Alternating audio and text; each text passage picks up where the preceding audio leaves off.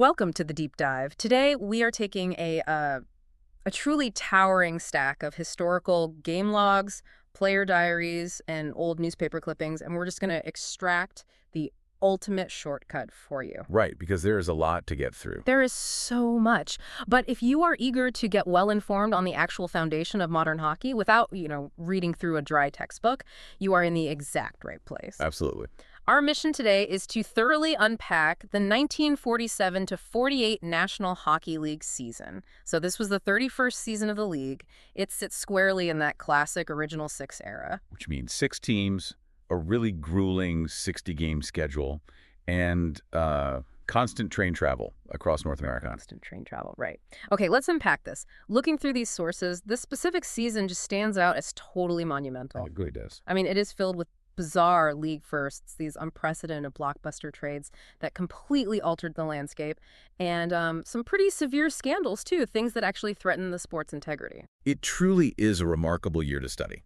To set the context for you, it's crucial to understand that the 1947-48 season, it represents a profound turning point. A changing of the guard, right. Exactly, a true changing of the guard. The post-World War II boom was in full swing at this point.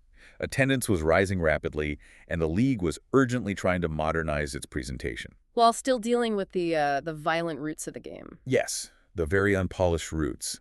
And what you see in these records is the systematic dismantling of legendary player combinations from the early 1940s, right alongside the birth of formidable new dynasties. It's all happening at once. It is. Furthermore, the foundational rules and traditions that were established during these 60 games, they're the exact same ones governing the modern sport we recognize today. That's the part that blows my mind. The structural echoes of this specific season are still felt in every arena.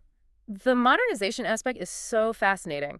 Let's start with those new traditions because, well, looking at the timeline, several fundamental elements of the sport just materialized this year. Right out of thin air, almost. Right. For instance, the trophies. This was the inaugural season for the Art Ross Trophy. Today, fans know the Art Ross as the really prestigious award given to the regular season's top point scorer. And the very first one went to Montreal. Yes, Montreal Canadiens center Elmer Lack.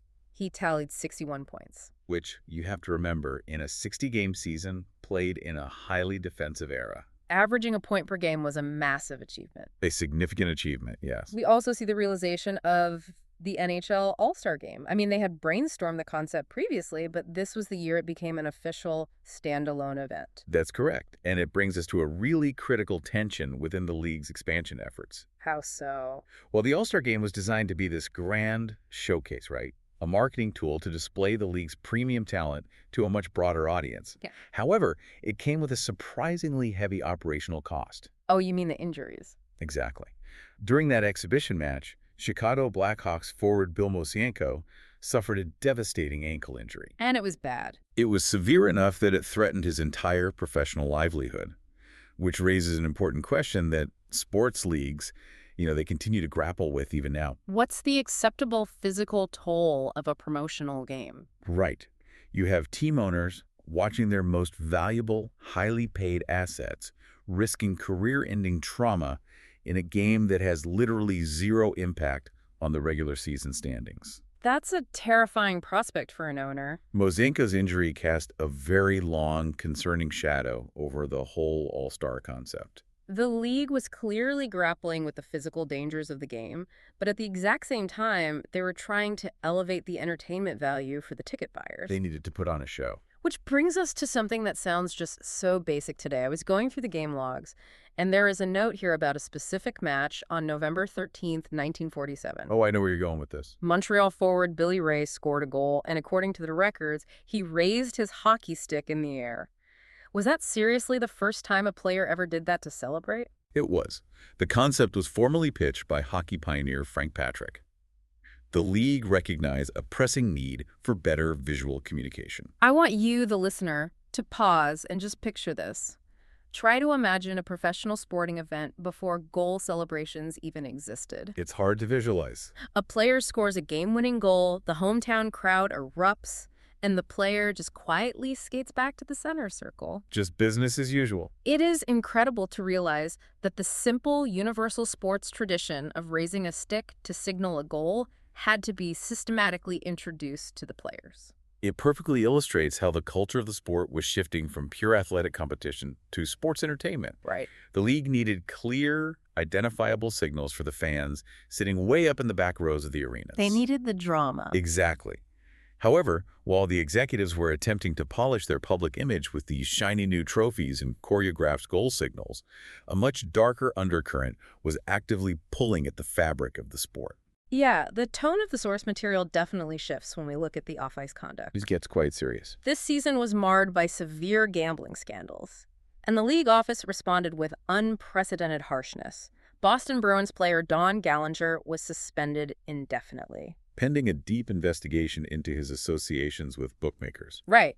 And the situation with the New York Rangers' Billy the Kid Taylor was even more extreme. The commissioner expelled him from the NHL for life for his gambling activities. What's fascinating here is, if we connect this to the bigger picture, you have to look at the socioeconomic reality of a professional hockey player in 1947. They weren't making millions. Not even close. These athletes were not earning the multi-million-dollar contracts we see today. Many players had to take on manual labor jobs during the offseason simply to support their families. Wow, just to make ends meet. Yes. Yeah. That inherent financial vulnerability made them prime targets for organized gambling syndicates. That makes total sense. But from the league's perspective, the velocity and severity of their disciplinary response was a matter of sheer survival. Professional sports were riding this wave of post-war popularity, and that entire economic model relied exclusively on the public's implicit trust in the integrity of the competition. Because if the fans think it's rigged, The business collapses overnight. If paying fans began to suspect that games were being thrown to satisfy illegal bets, it's over. Expelling Taylor for life was a highly publicized, undeniable warning to every locker room in North America. they had to establish a zero-tolerance policy. They did to protect their product. That context makes the lifetime ban much more understandable. They were protecting the very foundation of the business. Precisely. But looking back at the ice, the drama affecting the actual rosters was equally intense. I'm looking at the transaction records, and just 7 games into the season, the Toronto Maple Leafs and the Chicago Blackhawks executed this enormous trade. A true blockbuster. Toronto traded away 5 players in a single package. 5 players. In return, they acquired rookie winger Cy Thomas and star forward Max Bentley. Trading 5 players away just a few weeks into the schedule seems like an extraordinary risk. When you analyze the mechanics of roster construction, during the original 6 era, it was a profound strategic gamble. Shipping out 5 active players instantly hollows out your organizational depth. And the risk looks even steeper when you review the logs. Because the rookie, Cy Thomas, only dressed for 8 games with Toronto that entire year. 8 games. Effectively, Toronto sacrificed 5 professional athletes to acquire a single player, Max Bentley. But it worked out for them. It did. The critical takeaway here is organizational self-awareness. Toronto's front office correctly diagnosed a specific flaw in their lineup. They possessed depth, but they lacked a high-octane offensive catalyst. And Bentley was that guy. Bentley provided exactly that specialized skill set. He became the focal point that energized their entire roster, ultimately propelling the Maple Leafs to a first-place finish in the regular season. So it was worth it. It remains a historical masterclass in prioritizing elite, targeted talent over sheer roster quantity. And reading further down the transaction list, there's another major trade that yielded very different results. The New York Rangers traded Hal Laycoe, Joe Bell, and George Robertson to Montreal. In exchange for Buddy O'Connor and defenseman Frank Eddles. Here's where it gets really interesting. Based on the award records, this transaction spectacularly backfired for the Canadians. Oh, completely. Buddy O'Connor relocates to New York and just elevates his game to a staggering level. He goes on to win the Hart Trophy, which is the league's MVP award. And the Lady Byng Trophy. Yes, for sportsmanship and elite play. Capturing both of those awards in a single season is phenomenal. Meanwhile, Montreal's offensive output just plummeted immediately after he left. To classify that trade as a miscalculation is almost an understatement, particularly because it occurred concurrently with a catastrophic cascade of injuries for Montreal. It was a rough year for them. The physical toll of the season decimated their lineup. Ken Mazda was sidelined early with a severely broken arm. Their premier offensive threat, Maurice Rocket Richard, struggled continuously with a compromised knee. And Murph Chamberlain broke his leg. Exactly. The team's scoring simply dried up, and in an act of pure desperation to manufacture offense, Montreal traded Jimmy Peters and Johnny Quilty to Boston for Joe Carveth. Just scrambling for answers. But the structural damage was already done. Yeah. The roster simply could not compensate for the missing talent, and they finished the regular season in 5th place with a mere 51 points. Missing the playoffs entirely for the first time since 1940. It was a disaster. The injury reports from that season are difficult to read, to be honest. But one specific game really stands out as a turning point for the franchise. Madison Square Garden. Yes. On January 11, 1948, Montreal was playing the Rangers at the Garden. According to the game summaries, Rangers defenseman Bill Giesda delivered a heavy check against the boards on Montreal's captain, Toe Blake. A brutal hit. The impact resulted in a double fracture of Blake's ankle, instantly ending his professional career. It's noted here in the sources that this specific injury officially dissolved Montreal's famous punchline. It is essential to understand what a line meant in this era of hockey. Right, because it's different today. Very different. Today, coaches shuffle their 3-man forward units shift by shift. In the 1940s, a forward line was an institution. They stayed together. Players like Toe Blake, Elmer Lash, and Rocket Richard played together for years, developing an almost telepathic chemistry. The punchline was a cultural phenomenon in Montreal. So losing Blake was huge. Blake's career-ending injury did not just alter a game, it dismantled their entire organizational identity.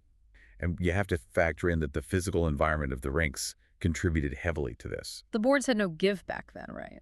The wooden boards had zero flexibility, and the equipment was rudimentary. A heavy hit was incredibly dangerous. And the cruelty of that specific night at Madison Square Garden didn't even end there.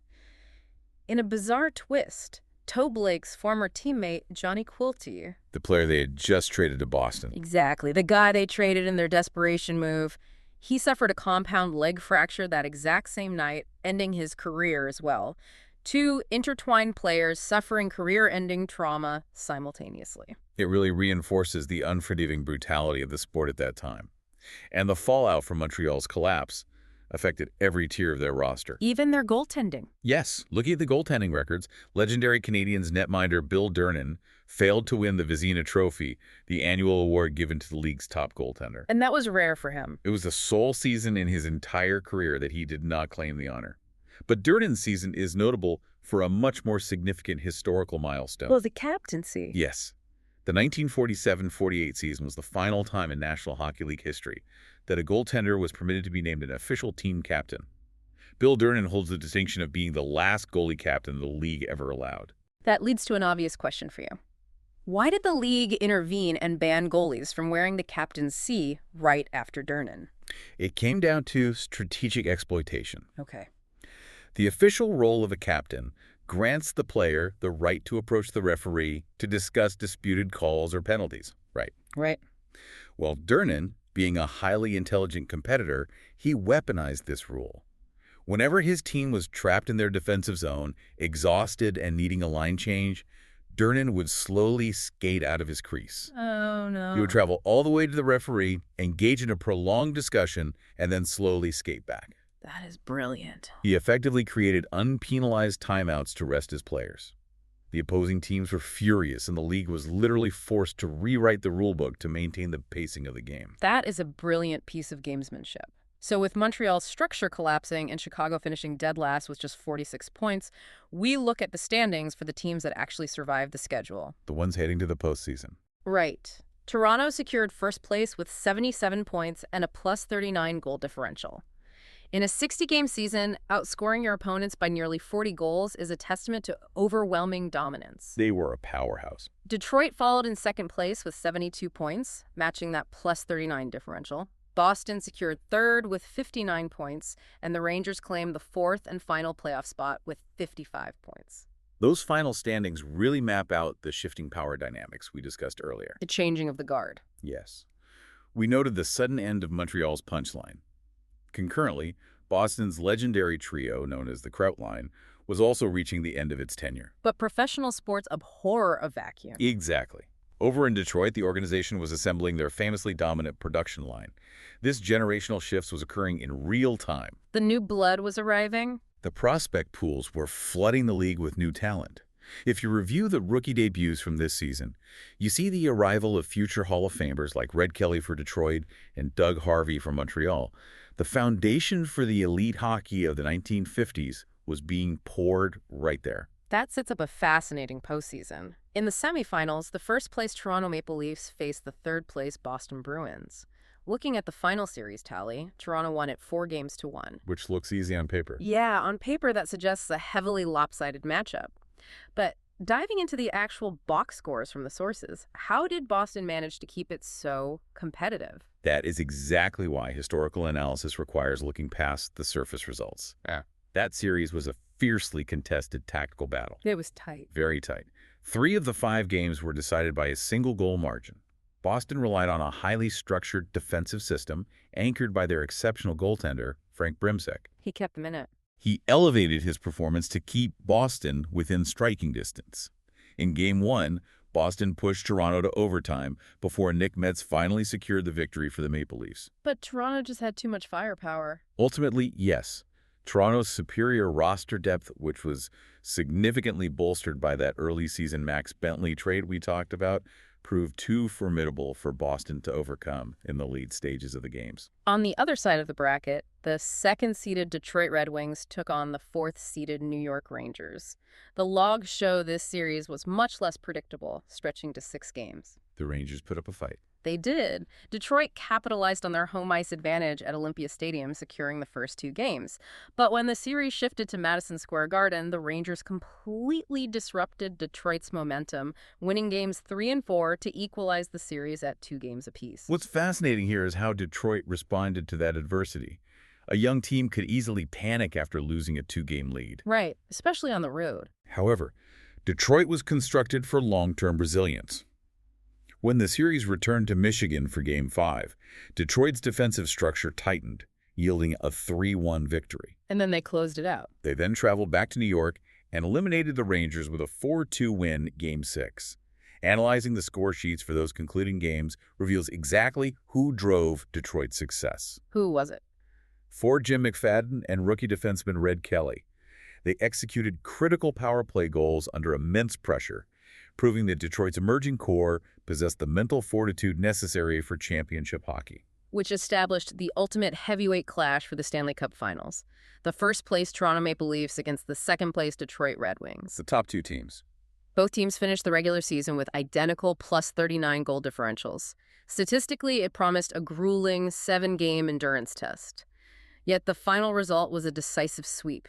Toronto captured the Stanley Cup in 4 consecutive games. It was a clinical execution by Toronto, and the game logs detail a clear progression of their dominance. How did Game 1 play out? Game 1 was relatively unstructured, resulting in a 5-3 victory for Toronto, as both teams probed for weaknesses. In Game 2, the tactical adjustments took hold. Toronto secured a 4-2 win, and the pivotal goals were provided by Max Bentley. The trade pays off again. He definitively validated Toronto's decision to sacrifice 5 players to acquire him. By Game 3, Toronto's defensive system suffocated Detroit's offense, resulting in a methodical 2-0 shutout in Detroit. Just shutting the door. Finally, Game 4 deteriorated into a 7-2 blowout. Toronto forwards Ted Kennedy and Harry Watson systematically dismantled Detroit's defensive pairings to secure the championship. Clinching the Stanley Cup on the road with a 5-goal margin is a definitive statement. The individual awards distributed after the season perfectly encapsulate the narrative, too. They really do. Turk Broda, the goaltender for Toronto, hoisted the Stanley Cup and was awarded the Vezina Trophy, cementing his status as the premier netminder of the year. And on the other side? Right, conversely, Jim McFadden of Detroit earned the Calder Memorial Trophy as the league's top rookie. His recognition served as proof that despite the sweep, Detroit's organizational rebuild was yielding elite talent. Their future was very bright. So what does this all mean? When we synthesize this stack of historical data, the 1947-48 NHL season emerges as a crucible for the sport. It really was a defining year. We observed the severe physical realities of the era with career-ending trauma to franchise pillars like Toe Blake. We analyzed the league's aggressive zero-tolerance response to gambling to protect its post-war economic growth. Survival was paramount. Yet, simultaneously, it was a season of profound modernization. It delivered the Art Ross Trophy, formalized the All-Star Game, and introduced the universal visual of a player raising a stick to celebrate a goal. It is a season defined by friction, where the aggressive, localized roots of the sport collided with the demands of a modern entertainment product. And I want to leave you with a lingering thought based on the structural changes we unpacked today. Lay it on us. Consider the NHL's strategic decision to ban goaltenders from serving as captains following Bill Durnan's tenure. The league acted to prevent Durnan from exploiting the rulebook to slow down the pacing of the game. His slow skates to center ice. Exactly.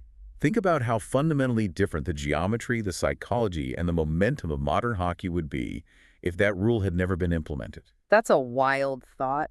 Imagine if the player confined to the crease, the athlete, with the most comprehensive view of the entire ice surface and the most unique pressure on their shoulders, was still officially authorized to halt a crucial playoff overtime, skate to center ice, and dictate the flow of the game by challenging the officials. It would be a completely different game. It would transform the very nature of how the sport is managed and consumed today. The strategic implications of that are incredible to consider. It would completely alter late-game clock management. Thank you for joining us on this deep dive into the archives of the 1947-48 season. It's been a great look back. We hope you walk away with a richer understanding of how the traditions we take for granted were forged, and a reminder that the true architecture of sports history is found far beyond the final scores.